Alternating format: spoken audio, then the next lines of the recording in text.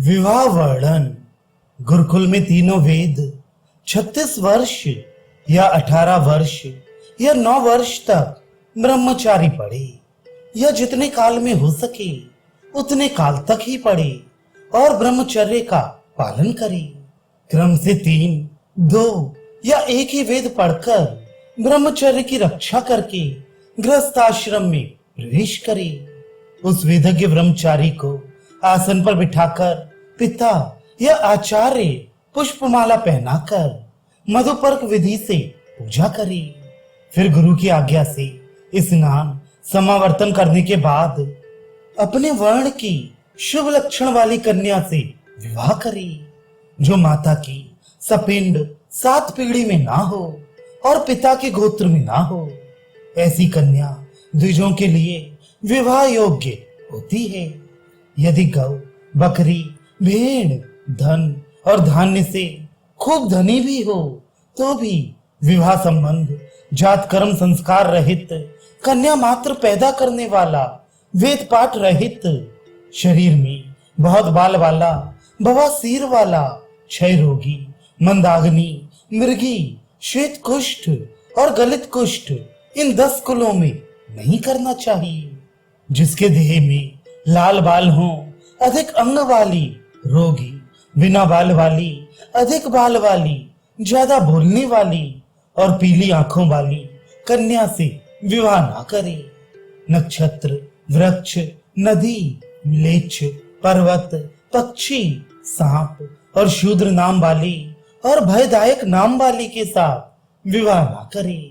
सुंदर अंग वाली, सुंदर नाम वाली, हंस और हाथी के समान चाल वाली, पतले रोम, बाल और दांत वाली, कोमल शरीर वाली कन्या के साथ विवाह करना चाहिए। जिसका भाई ना हो, जिसके पिता का पता मालूम ना हो, ऐसी कन्या के साथ पुत्र का धर्म से डरकर विवाह नहीं करना चाहिए। ब्राह्मण, क्षत्रिय और वैश्य को अपने वर्ण की कन्या से विवाह श्रेष्ठ है, पर कामवश होकर जो विवाह होता है वह अधम विवाह है। शूद्र कन्या के साथ वैश्य, वैश्य और शूद्र कन्या के साथ क्षत्रिय, क्षत्रिय, वैश्य और शूद्र कन्या के साथ ब्राह्मण, ब्राह्मण, क्षत्रिय, वैश्य और शूद्र कन्या के साथ विवाह कर सकता है। यह अधम विवाह है। ब्राह्मण और क्षत्रिय को आपत्ति काल में भी शूद्र कन्या से विवाह नहीं करना चाहिए। जो द्विजाति मोहवश हीन जाति की कन्या से विवाह करता है वह अपने कुल और परिवार को ही शूद्र कर देता है। शूद्र कन्या के साथ विवाह करने वाला ब्राह्मण पतित हो जाता है। यह अत्रि और उतत्य के पुत्र गौतम ऋषि का मत है। शौनक ऋषि के मत से क्षत्रिय शूद्र कन्या में संतान पैदा करने से पतित होता है, और भृगु ऋषि के मत से शूद्र कन्या से विवाह करने वाले वैश्य के पौत्र हो जाने पर वह पतित होता है। ब्राह्मण शूद्र स्त्री के संयोग से पतित होता है और उससे संतान पैदा करने से ब्राह्मणत्व से हीन हो जाता है। शूद्र स्त्री की प्रधानता में देव, पितर श्राद्ध में अन्न का ग्रहण नहीं करते और वह पुरुष स्वर्गगामी नहीं होता। शूद्रा का अधर चुम्बन से और उसकी सांस लगने से उस पुरुष की और उसके संतान की पाप शुद्धि का कोई उपाय नहीं है। चारों वर्णों का लोक और परलोक में हित अहित करने वाला 8 प्रकार का विवाह होता है। ब्राह्म, देव, आर्ष, प्रजापत्य, आसुर, गांधर्व, राक्षस और पैशाच। जिस वर्ण का जो विवाह धर्मानुकूल है और जो गुण दोष जिसमें है और उनसे पैदा संतानों में जो है उनको कहता हूँ। ब्राह्मण को क्रम से पहले के 6 विवाह धर्म है, अंत के 4 क्षत्रिय, वैश्य और शूद्र को धर्म है, पर राक्षस विवाह किसी के लिए अच्छा नहीं है।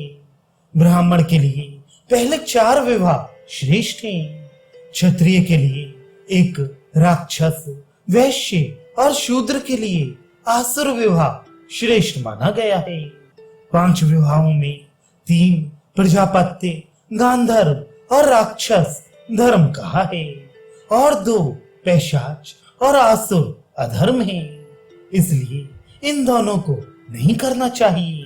पहले कहे विवाह अलग अलग या मिले हुए गांधर्व और राक्षस क्षत्रियों के धर्म संबंधी हैं। वेदज्ञ और सुशील वर को बुलाकर उसका पूजन सत्कार करके कन्यादान को ब्राह्म विवाह कहते हैं। बड़े यज्ञ में ऋतिक ब्राह्मण को वस्त्र आभूषण से सुशोभित कन्या का दान दैव विवाह कहा जाता है। 1-1 या 2-2 गौ बैल यज्ञ के लिए घर से लेकर जो कन्यादान होता है उसको आर्ष विवाह कहते हैं।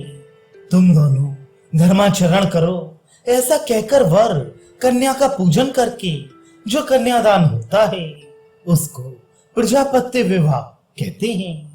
वर के माता पिता और कन्या को यथाशक्ति धन देकर जो इच्छा पूर्वक कन्यादान है उसको आसुर विवाह कहते हैं।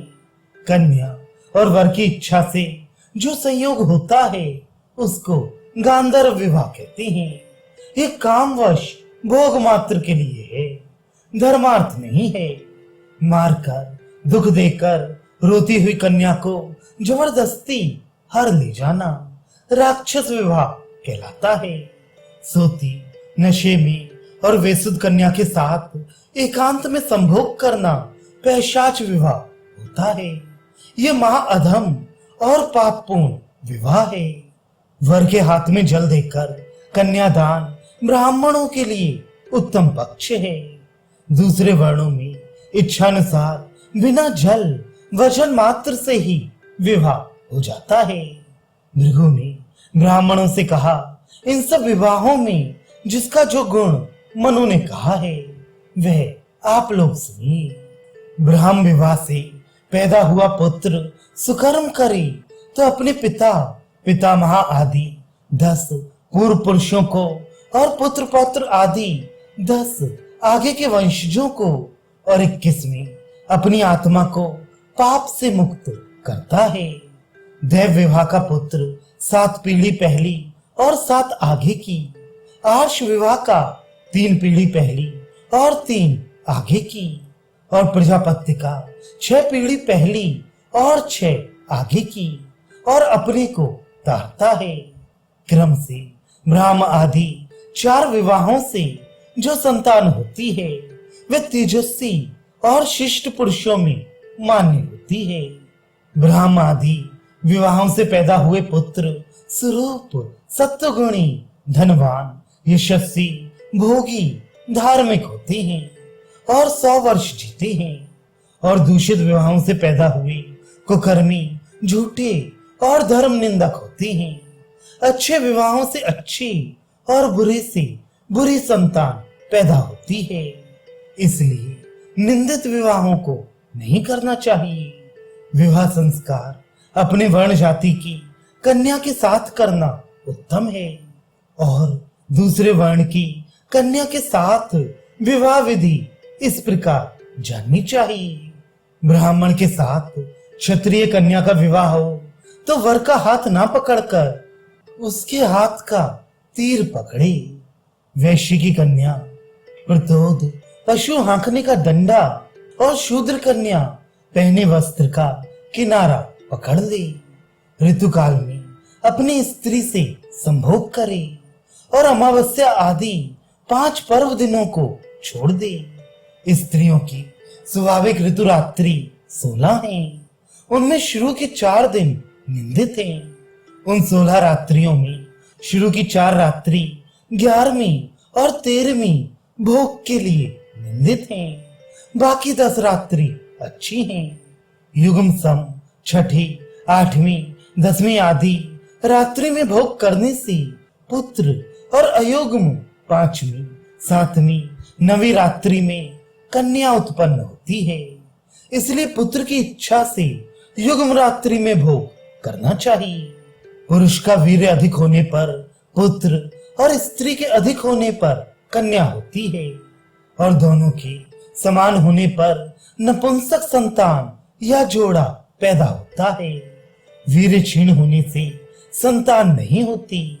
पहले की दूषित 8 रात्रियों को छोड़कर बाकी रात्रि में जिस आश्रम का पुरुष स्त्री भोग करता है वह ब्रह्मचारी के समान माना जाता है।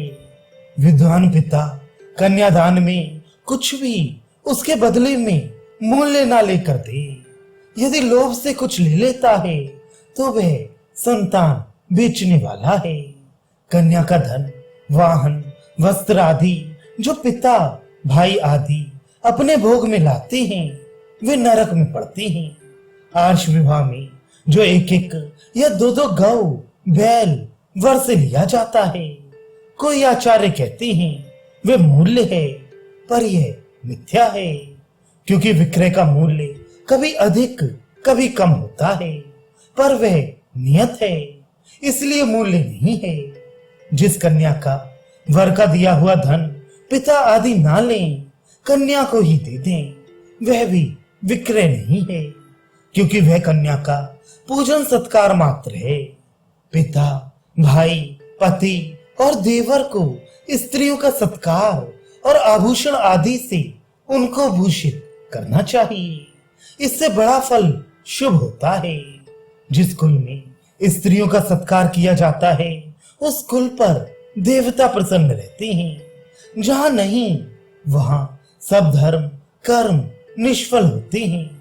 जिस कुल में स्त्रियां शोक में रहती हैं वह कुल शीघ्र ही बिगड़ जाता है, और जहां प्रसन्न रहती हैं वह सदा बढ़ता जाता है। जिस कुल में स्त्रियों का सत्कार नहीं है वह उनके श्राप से नष्ट हो जाता है, जैसे मारण करने से हो जाता है।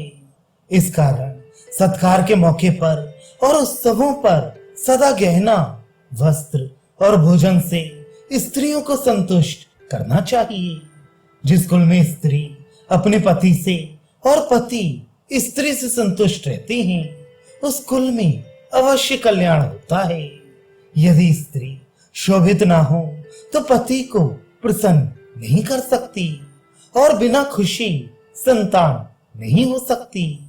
स्त्री भूषित हो तो सारे कुल की शोभा है, नहीं तो परिवार की शोभा नहीं होती। दूषित विवाहों से, कर्म के लोप से, वेद के ना पढ़ने से और ब्राह्मणों का अपमान करने से उत्तम कुल भी अधम हो जाता है। शिल्प भांति भांति की कारीगरी करने से, लेन देन करने से, सिर्फ शूद्रा स्त्री में संतान पैदा करने से, गौ, घोड़ा, सवारी आदि के खरीद बिक्री करने से, खेती और राजा की चाकरी करने से उत्तम कुल बिगड़ जाता है।